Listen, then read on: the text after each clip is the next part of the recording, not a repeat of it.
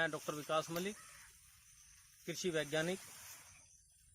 आज मैं आपको जानकारी दूंगा गन्ने में लगने वाले एक मुख्य कीट के बारे में, जो हमारी गन्ने की फसल में काफ़ी नुकसान पहुंचाता है और जिसका नुकसान का दायरा हमारा 30% से लेकर 50-70% तक गन्ने की फसल को नुकसान पहुंचा सकता है। और इसकी पहचान क्या है, किस प्रकार हम इसकी पहचान कर सकते हैं, क्या इसके प्रकोप होने के बाद किस प्रकार हम अपने खेत में ऑब्जर्व करेंगे और देखेंगे कि क्या इसके लक्षण हैं, और ये कहाँ किस प्रकार फैलने का इसका दायरा होता है, उसके बारे में आज हम चर्चा करेंगे। और इसके नियंत्रण किस प्रकार किया जा सकता है, इसके बारे में चर्चा करेंगे। तो सबसे पहले मैं आपको इसके लक्षण बताता हूँ, कहाँ पर यह पाया जाता है या कहाँ से खेत के किस हिस्से से प्रारंभ होता है।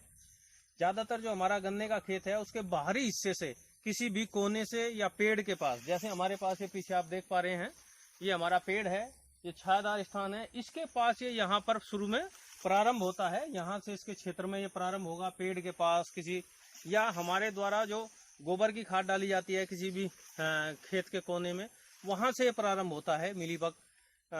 तो इस प्रकार ये जो प्रारंभ होने का दायरा है, एक छोटे से पैच से प्रारंभ होकर धीरे धीरे पूरे खेत को अपनी चपेट में ले लेता है। इस प्रकार इसका प्रारंभ होता है और ये प्रारंभ होने के बाद धीरे धीरे खेत में जो प्रवेश करता है, उसके लक्षण क्या होते हैं कि जो आपका खेत है उस खेत में आप देखेंगे जो प्रभावित गन्ना है वो छोटा हो जाता है, छोटा रह जाता है, और जो हमारा स्वस्थ गन्ना है वो लंबा निकल जाता है। जैसा कि आप देख पा रहे हैं, स्वस्थ गन्ना होगा उसमें बढ़वार निरंतर बनी रहेगी, लेकिन जो प्रभावित कल्ला होगा, प्रभावित गन्ने होंगे, वो हमेशा छोटा रह जाएगा। तो ये इसके मुख्य हमारे खेत में पैच की पहचान है कि किस प्रकार ये खेत में दिखाई देगा। अब मैं इसकी पहचान बताता हूँ कि हम खेत में कैसे पहचाने कि ये मिलीबग लगा हुआ है, गन्ने में मिलीबग का प्रकोप है। आप ये देखेंगे कि एक पूरा झुंड है जो अन्य खेत की तुलना में यहाँ पर छोटे हैं। अब इस छोटे खेत में हम कैसे पहचान करें कि हमारे खेत में ये मिलीबग हमारे पौधे में लगा है। यहाँ पर हम देख रहे हैं कि हमारा गन्ना है, इस गन्ने में ये हमने जो पत्ती है उसकी जो सीथ है उसको जब हम हटाएंगे तो उसमें वहां पे स्पष्ट रूप से नजर आता है कि ये मिलीबग यहाँ पर लगा हुआ है।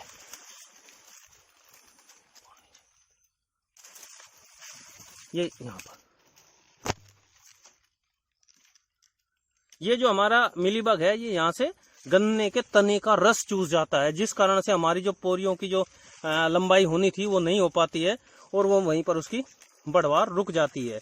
और ये एक पत्ती पर, एक पोरी पर ही नहीं रुकता है, इसका प्रकोप सभी जगह, यहाँ पर ठंडा स्थान इसको प्राप्त होता है, इससे ऊपर वाली पोरी में भी इसका प्रकोप आपको दिखाई देगा। ये यहाँ पर इसमें ऊपर वाली में है, तो इस प्रकार ये पहले यहाँ का रस चूसता है, जिससे ये ऊपर की सभी पोरियों में जो इसका पोषक तत्व है, जो भोजन है, जो पानी है, वो जाना बंद हो जाता है। उसके बाद ये ऊपर वाली पोरी पर अपना प्रकोप दिखाता है, यहाँ पर आया, तो जिस कारण से इसकी पूरी गोब की बढ़वार ही रुक जाती है। इसके यहाँ पर आप देख पाएंगे, ये इसके यहाँ पर भी मिलीबग के जो कीट है वो यहाँ पर इकट्ठा हुआ है, और ये कीट यहाँ पर इसका निरंतर रस चूसता रहता है, जिस कारण से पौधे की बढ़वार वहां से समाप्त हो जाती है और पौधे में गलन जैसी स्थिति प्रारंभ हो जाती है। ये इसका मुख्य लक्षण है। आप आसानी से पहचान लेंगे कि इसमें सफेद प्रकार का ये मिलीबग होता है, और इसमें एक तरल पदार्थ इसके अंदर से निकलता है जो अपने तरफ चारों तरफ एक आवरण बना लेता है, जिससे उसको रस को चूस लेता है। ये यहाँ पर आप इसके लक्षण देख पा रहे हैं, और इसी कारण इसकी गोब में बढ़वार बंद हो जाती है, और गोब की बढ़वार बंद होने के कारण इसकी जो साइड की बर्ड्स होती है, साइड की आंखें होती है, उनमें फुटाव प्रारंभ हो जाता है, जिससे गन्ने की बढ़वार बंद हो जाएगी और साइड की आंखें फुटाव के लिए चलनी प्रारंभ हो जाएगी। ये इसके मुख्य लक्षण हैं जो हम पहचान कर सकते हैं।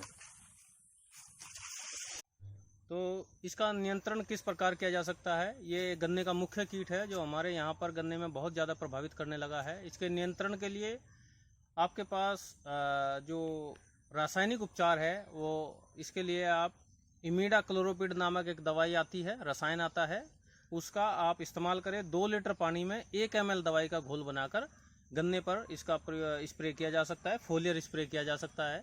इसके अलावा आप क्लोरोपाइरीफास का भी इस्तेमाल कर सकते हैं और क्लोरोसाइपर का भी इस्तेमाल आप कर सकते हैं। 2 ml पर लीटर पानी की दर से आप उनका घोल बनाकर और इस पर पौधे पर आप इसका स्प्रे कर सकते हैं।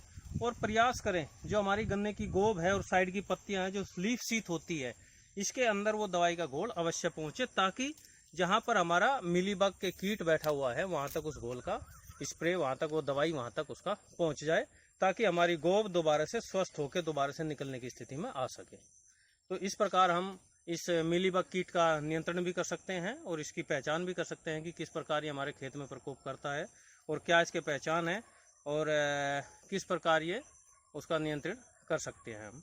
दूसरा, अब सभी के से मेरा निवेदन है कि आप मेरे चैनल डॉक्टर विकास मलिक को जरूर लाइक, शेयर और कमेंट अवश्य करें और सब्सक्राइब करें, जिससे मेरी जो गन्ने पर बनाई जाने वाली वीडियो हैं, गन्ने संबंधी जो जानकारी है, वो आपको नवीनतम जानकारी निरंतर प्राप्त होती रहे।